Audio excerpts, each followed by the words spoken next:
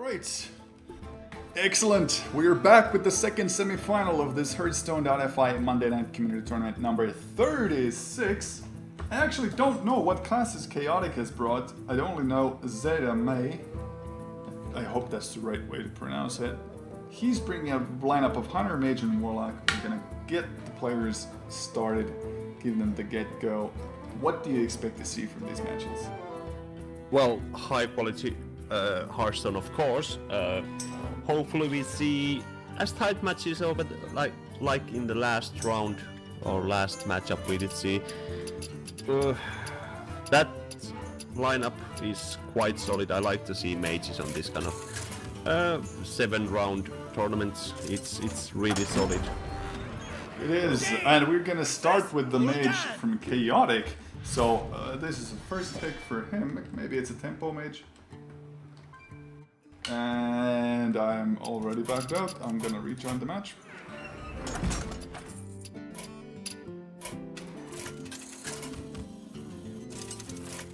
Mage versus Zetame's Warlock. That Kazan Mystic is not gonna do any good. Oh, don't say I did also bug out.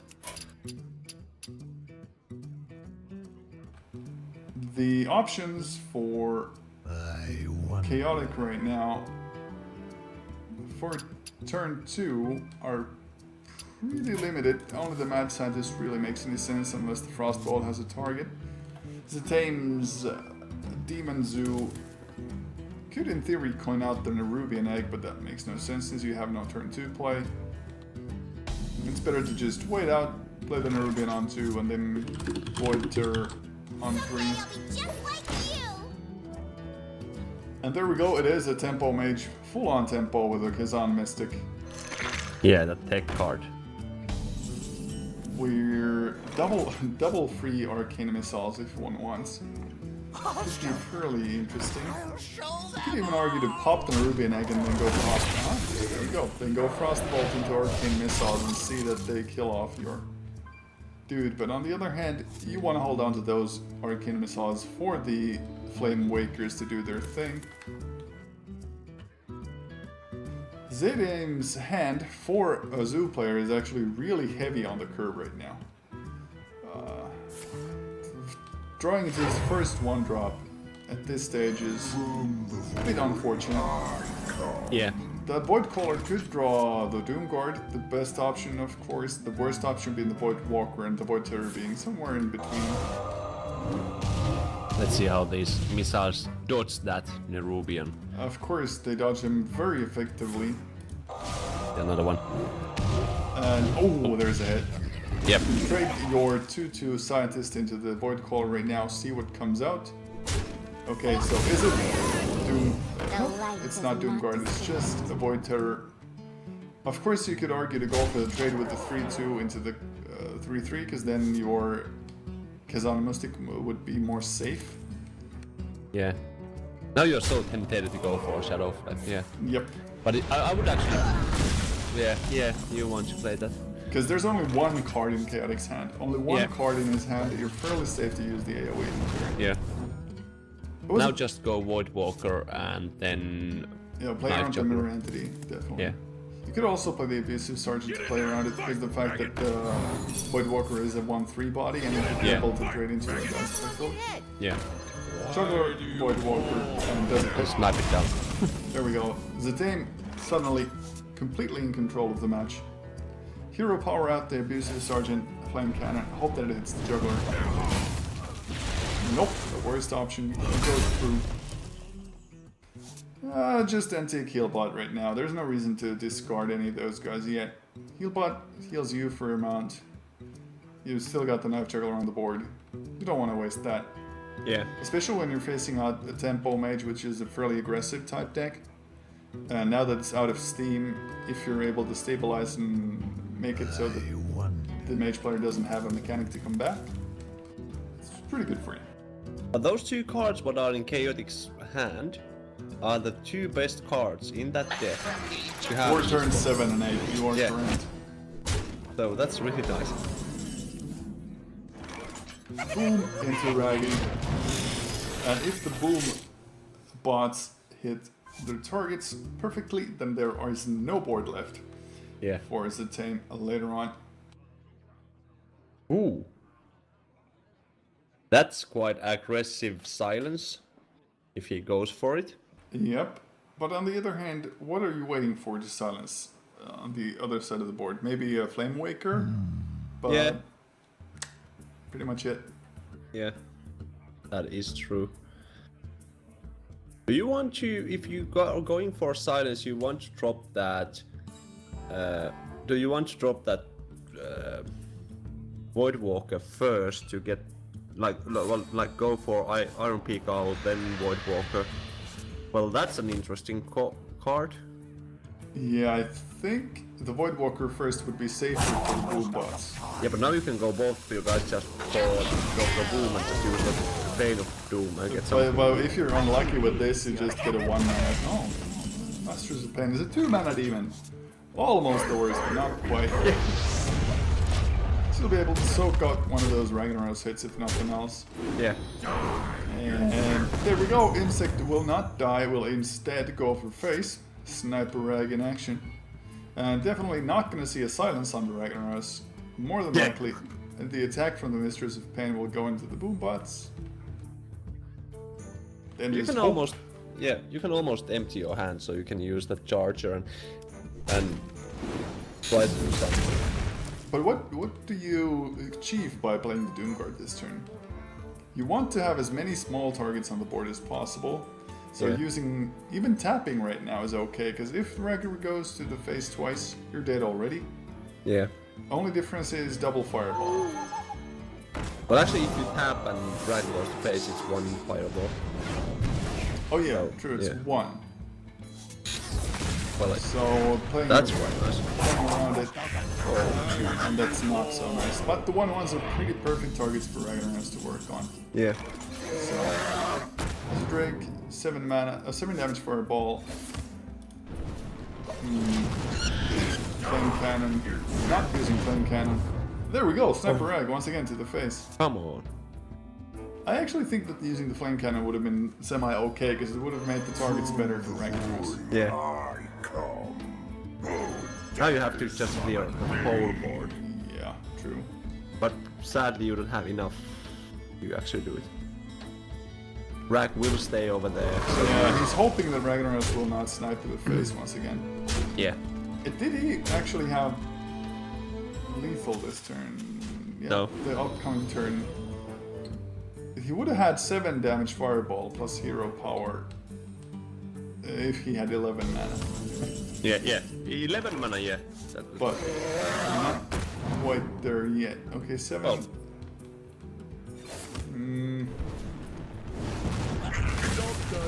Now you can just clear the board with all of your mana and just go for it and see what Rag does. If Rag hits 1/1, it's still okay because you can just double fireball and it's over. True. And there's no way 19 damage is coming your way. Yeah. Even with 2 cards. Yeah. Implosion on the 4/4 maybe? No, actually you want to implosion the Ragnaros, because if you roll 4, then you can trade your Void Caller into it, or just the small guys into it. And you roll 2. So you have to abuse your own Void Caller? No, that's still not enough. you can put your... No. Get in there and fight, man. This is really awkward. Despite what you do, there's gonna be 4 attack value. Yeah, but it... Like, in the end, there's 2 fireballs in the hand, so even if you can clear everything, there will be just fireballs flying to your face. Of course, we know the game is over, but it's always fun to try and find out if there's a way to survive in theory. Taking out the direct damage is, I think in my opinion, the better option right now. Taking out the 4/4, which can decide where it's attacking. Yeah. Because if you get to remove the taunter, then it's just a frostbolt away. Yeah. Not attacking at all. Okay, so that's obviously a mistake. There we go. Zetaeme knew it was over. Chaotic. Yeah. This mage takes series number 1. I'm sorry, match number 1, of course, not the whole series. This is match number 1 for the best of 5 series of the Hearthstone.fi Monday Night Community Tournament number 36. We are powered by Fractio. Big shout out to our friends over in Helsinki, who actually made Helsinki GG as well, which was another event where I was at. I'm wearing that shirt right now as we speak. And chaotic second shall be mine. Yeah, there was also 2 quite good casters over there also. Yeah, I don't know who they were. There was, yeah. I think they were someone we know. Yeah. But yeah, this looks like mid-range hunter, like we have been seeing lately. What is quite nice, the face hunter was quite boring anyway. Yeah, well, you can argue that the face hunter is actually pretty difficult to play. It's not always a smork, I go face smork, but it's got more nuances to it as well. People just don't appreciate the beauty of the face hunter, you know? Yeah, if someone was watching last Assemble Winter where Nomish did go, I think 4-0 with his face hunter, and it was like games last for 6 minutes maybe. It yeah, wasn't they were the best fast ones to cast. Yeah. Unlike the games that we have right now, that actually took 1.5 hours as a series, that series took like 30 to 40 minutes, I think. Yeah. I like this Knife Juggler play because it contests the 1-3 on the board. And it's unlikely that the Zoo player will have anything that contests 3-2 unless he's holding on to his Abusive Sergeant. Yeah. So we're betting that there is no Abusive Sergeant. And as we can see, there is none. He can attack into the 1-3 with his 3-2, and then he can play whatever he likes. If he goes double Web Spinner and those juggles hit, then the opposing Knife Juggler is dead. And you have already gone way further ahead of your opponent. Yeah. RP Cal, well, one could silence the opposing juggler as well. Do you not take the risk? The web spinners, man, they are really tasty. It could hit. This first one hits. You should have gone for it. You should have gone for it. Double 50% is a 25% chance still. And now if the juggler hits for that Knife Juggler, no. Nope, no hit. And no let's trade. go to the fade. Wow. No. I think the trade is the only one. Yeah. You will trade. Maybe he was just getting more excitement out of it. Like Definitely. Like after the last match we had, Mateus, the winning player, told me in private messaging, like, yeah, I had to give you something to cast. Completely on purpose, man. Yeah. I appreciate that. Thank you for giving us content. Yeah, those were good games. As is this one. Let's focus back into it. The Implosion would, in theory, be a good card to play into the 2-1 right now, because no matter what you roll, you've got the 1-1s to deal with the opposing web spinners. But, on the other hand, you can just drop your Imp Gang boss, be happy with your guaranteed value on the board, and you don't sort of waste the damage from the implosion. Yeah. I think you'd want to use all of your mana and just go for this, and next turn you go for Imp Gang boss and the Ruby, and it of course it goes for that overkill. Of course it rolls 4. Because why not? When the opposing player has it, it rolls 4, and when you have it, it rolls 2. Yeah. Little decently nice clearing over here, like this. Oh, he goes for a face, yeah. Well, why not go for face? The opposing player is going to do the trade for you already, so. That's true. And you can most likely play any. If it's not a 100 creeper, then you are just unlucky. So. Or maybe the charge piggy. You could play that and take another trade, but yeah. What are the odds? They're not very high. I think doing the trade plus the Imp Gang boss and the Ruby and you talked about is the play. There's no argument for going into the Flame Imp right now. You want to have cheap minions you can discard in case of a Doom Guard. Double Direwolf Alpha. Not bad. RNG from the Rubians, from the Web Spinners. Same expansion, same card, me smart. Yeah. You might be forced actually to silence that egg and use kill command for that 2. Silencing the egg is definitely a good call. don't think there's a reason to use the kill command yet. The Imp Gang boss, yeah, it does get value trades into your Direwolf Alpha, but it's not that big of a deal.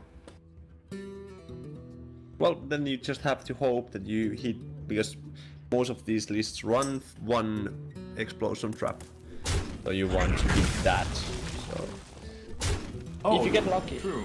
Well, Explosive Trap has been sort of moved out of the mid-range hunter arsenal. But if you were to get that Explosive Trap right now, it would be amazingly good. Yeah. Unleash the Hounds would be another high-value card. That Kazan Mystic definitely not one of those high-value cards. You want to hold on to your Knife Juggler. You want to hold on to your Knife Juggler. If you get that, oh man, if you get that Unleash the Hounds, then the Juggler would have been so much work. And if it's the only target, you don't get any value out. Yeah, true. So yeah. Attacking with the weapon to clear out the 3/3, I think that would have been okay as well. Do you want to taunt over here a 1/1 or 3/2 with that egg? Or do you trade one imp and taunt the 2/2 the imp? I think you trade those imps into the Knife Juggler and then taunt up, like that. Then taunt up the egg and the 2/2. Yeah. Then you could get more 1/1s by. Oh. If you trade the Imp Gang boss into the 2/2 before buffing it, I think that's a mistake. Yeah. Because you could get a really good value target for the opposing weapon in the 3/1 Imp Gang boss. Oh, there we go. This is just teasing us. Attack with the Imp Gang boss. There we go. Once again, teasing us. Go for it. Go for it. We want to see you play well. That's pretty much one of those motivators right here. I'm calling it right now in favor of the Zoo player. This matchup was pretty much lopsided for the Zoo player anyway. Yeah. It's hard to, as a mid-range hunter, to overwhelm a Zoo player. So it's 14 damage on the table and then 4 damage from the hand. So it's way more than lethal. Yeah, it's that's like a good time to 4 call it, you know? Yeah. Yeah, you can call, like, I think the Warlock is quite good in this matchup. And it is 1-1 from one spectacle to another. The previous matches were quite slow, these matches are pretty fast. Considering that we've seen Tempo Mage, we've seen Mid-Range Hunter, we've seen Zoo Warlock, and I think it's a Mid-Range Hunter from Zetaeme as well. So which one? Is it the Tempo Mage or a Mid-Range Hunter against Mid-Range Hunter? I think you want to go for the mirror. You go for the mirror, you win the mirror, and you win the whole series pretty much. Yeah, most likely. The Hunter is also okay against the Chaotix. Oh no, wait, what's the Chaotix third class? We still don't know! Oh. Yeah. I could argue for Mage. Tempo Mage isn't bad against mid-range hunter. Only problem are those Savannah High. They are so hard to deal with effectively. And whoa, this was quite a punt, like we could say. It is a warrior, and it is, from watching here, it will be Lamb. It's impossible to tell. Slam is usually in Patron nowadays, but Harrison is definitely not. Well, Harrison is take hard, so yeah. If you're expecting a mirror matchup, then Harrison is okay. Yeah, this is Patrons. Yeah, Patron, yeah. Okay, so Patrons versus mid-range hunter. Who wins? I like Patron. Job's done. I like Patron. I like Patron too. Yeah. But the Savannah High main in this matchup is also crucial. Yeah. If you get it out early, you just might be able to push out that required amount of damage. It's a long shot, but it's doable. But actually, I have to state that I actually don't like Patron, because today I have been trying to do that warrior daily and I can't do it. I'm sure it's just your skill and not the daily. Yeah. But yeah, Patron warrior is, I guess, if you can find a way that the Savannah High main cannot be dropped in the empty board, it's nice. And but see how that ghoul is perfect. for this situation. It's just perfect. It'll stop all the early game threats. It'll just stick there. You can drop your Acolyte of Pain come next turn, so even if the Hunter player plays a bow, you still get 1 card out of it. Yeah. That's really, really good as a start. Zetaeme holding on to lots of damage cards, Kill a Command, Quick Shot, maybe even rolling into a Hoffer, and guess what? That Unstable Ghoul trades into a Hoffer. Yeah. So the situation is not looking good for our Hunter player. Yeah, now he's just thinking how many cards he wants to toss that guy. I think quick firing here is the only good play with that hand. You don't want to go it is a summon random Hoffer. You don't want to take the risk with the Oh, he got long strider. A tall strider. Lost Tall Strider, yep. That's nice. The Inverse Yeti. Yeah. It is actually very, very good with the Houndmaster. Normally it's a pretty weak card, but with the Houndmaster it's a pretty good get.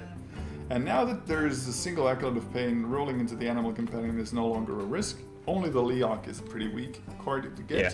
And even if you do get the Leok, it's not that big of a deal. I wonder. Yeah. There is a risk of he might get 2 cards, but it's okay. Yeah, true. And if the warrior gets 2 cards from the Acolyte, it's standard. That's the normal amount they get.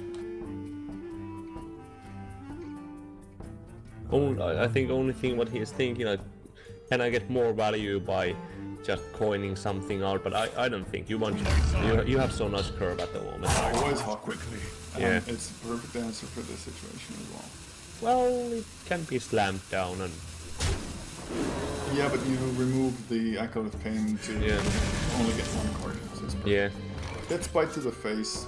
Yeah, that's Bite to the face. Yeah. No thinking about that one. Acolyte of Pain gonna come down next turn, draw you more cards. You can even slam whatever comes down. If the Lost Tall Strider happens, then you might actually want to attack into it, although you're taking a lot of face damage. You're taking 9 damage at that stage.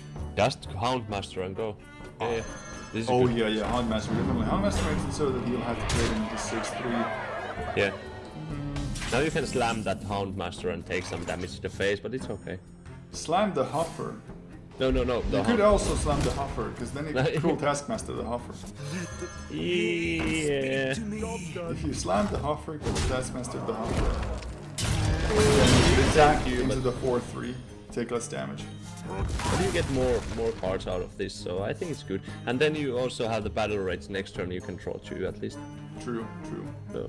And with the Cruel Taskmaster saved, you can buff your Acolyte and get a card. So, but on the other hand, you're holding on to a Father Son, so. The only sad thing is that Savannah High main will be really nice. Executed away, I believe. Yep. First Taskmaster, then execute. Oh, no, not Taskmaster. Well, it works. Armor Smith? No, for War Axe. The Warax and then... But that's still, why he didn't use the battle rate? Well, he wanted to play down a minion as well. If he had used the Battle Rage, then he could not have played the minion. So, to achieve at least some sort of board presence, he gave out the card advantage possible. Yeah. Well, yeah. That was just so nice spot to use it. It would have been a nice spot to use it. You're right. You won't get more than 2 cards out of it in this match. I feel like at least. I'm sorry, I have a little bit of a hiccup. I'll try and make it so that it doesn't get into the stream. But yeah. Now we see... Oh, Kill Command. Would you really use a Kill Command on just an Armor Smith? Maybe he's just showing I have a kill command. Oh yeah, that's definitely a tell.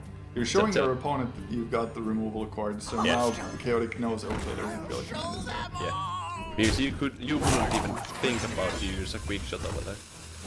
Maybe that can be one. Owl could also be there. Yeah, he might have a silence. Knowledge Inventor is pretty much great. It's the answer you need for that board. Taskmaster is 2-1, so no more beast activation. He's expecting either Owl or the Kill Command. So beast removal means neither one happens. That's a freezing trap, so you can bounce your Taskmaster back unless it's removed. Nice. I don't think it will be removed because he wants to charge from the trap.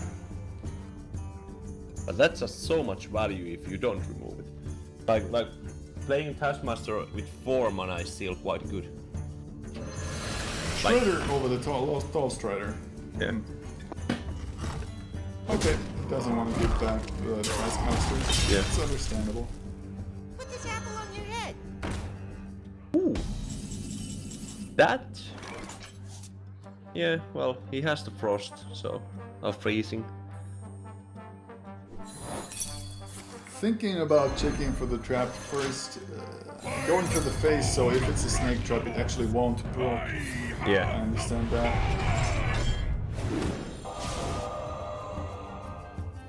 Quite interesting now because you can use that long tail and kill command just to remove. I think. Yeah, if he played the Lost Tall Strider last turn, he could have also used the Houndmaster this turn. Yeah. So, interestingly enough, the Tall Strider would have been a better play than the Shredder. Yeah. But you can still play it and just use the kill command to kill Taurus and go to face for 7. That leaves your opponent to 11 health, and that's easy lethal at the table, so he has to do at least something. Yep. And that's something definitely, or could definitely be On a a 10, patron combo of some sorts, but we don't see it in Chaotic's hand. And it's unlikely we will see it since, well, he can draw 1 card from the Battle Rage, but still no activation, even if he drew into a Warsong Commander. Yeah, he have to go for Grim Patrons, Whirlwind, Battle Rage. No, armor up. Hope that guy spawns something small. Oh, and It's the a face. 2-3, So yeah, that's not enough. yeah, he's still lethal. Yeah. So Hunter takes it. The Spanish player goes up 2-1 with only his mage left against patrons and a mid-range hunter. So Tempo Mage can take a match from mid-range hunter plus patron warrior. He Well, can the mid-range definitely- hunter is not bad. Yeah, and It's 50-50. the patron is actually okay as well, because of the fact that if the Tempo Mage does what it's supposed to do, gets the tempo, then the combo from the patron warrior won't be able to be executed at all. Yeah. So you're just left with those cards in your hand and you don't have the mana and you don't have the activators. Yeah. It's looking good for the Spanish player. Yeah.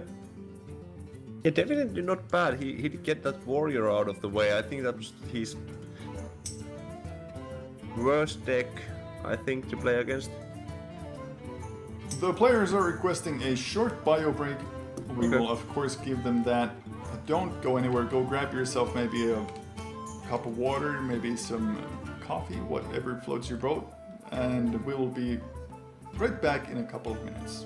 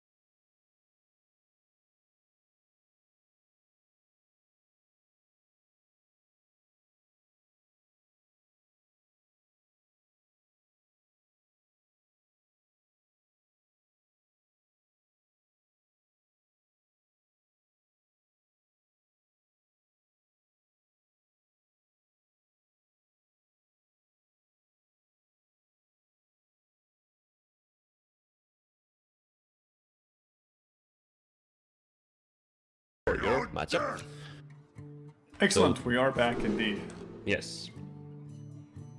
So we see the mage against warrior. It will be maybe the worst from the two, so you want to toss it over there. That doesn't look that bad. Battle rate, a little bit awkward, most likely, but you can get nice 2, 3, 4 kind of curve over there. So yeah. And the other side, interesting card like Tempo Mage with yourself. It might not be a Tempo Mage, you know? It could be all wrong, and it could be a Grinder Mage, because it's looking a lot like a Grinder Mage right now. Yeah, it actually is. Polymorph, Water Elemental, again like Grinder Mage ahoy! Suddenly the matchups are completely different than what we thought. Is that that's a nice battery. Yep. Yeah. So now this will be actually interesting because Grinder Mage against Patron Warrior. Patron needs a big frothing or some other finisher to pop those blocks as early as possible. Yeah. There's not too many 2 attack guys or 1 attack guys. Actually, I think there's only 2. So it will be decently hard to get through with get your combo running. Okay, double Battle Rage for 2 cards is very nice. Can attack with their 3/1 weapon and then inner rage the 3/4. Actually, he played the inner rage first, so this is a mistake. Ooh. Taking 2 more damage to the face just because he can.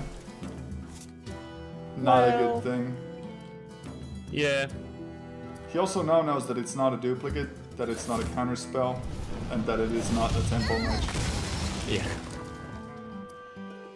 Let's see if that 2 hit points actually ends up mattering in this matchup, because even though Grinder Mage is all about that grind, it's all about that how much value you can get, how long you can get the nudge to go on for. Yeah.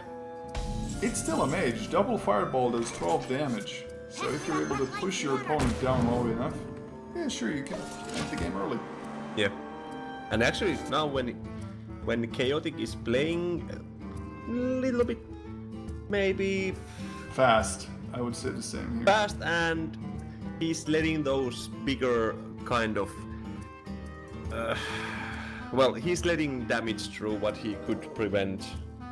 Like last turn he could just slam that guy away and just build his board a little bit slower. It might actually cost him quite much. Let's see if it does. The Slam Execute could be a reality if you top deck into it, but no top deck. And we're gonna see the Dead Spite take care of Sylvanas. It does push you down to 18. Yeah. For turn 7, oh, there's the double Fireball. Double Fireball and a Frostbolt. So... you need 4 damage more. I don't think there's... Well, if you want to play just anti-Killbot, then sure, you can play just anti-Killbot. Frostbolt makes sure that no weapon activation will be happening turn 7, which is really smart considering that Green Patrons could be coming down. Well, this Daughter Son is going to pay himself back plus another 3 mana immediately. And it's a lethal. Well played. Yep. Double Fireball into anti-Killbot. Exactly what I was talking about earlier.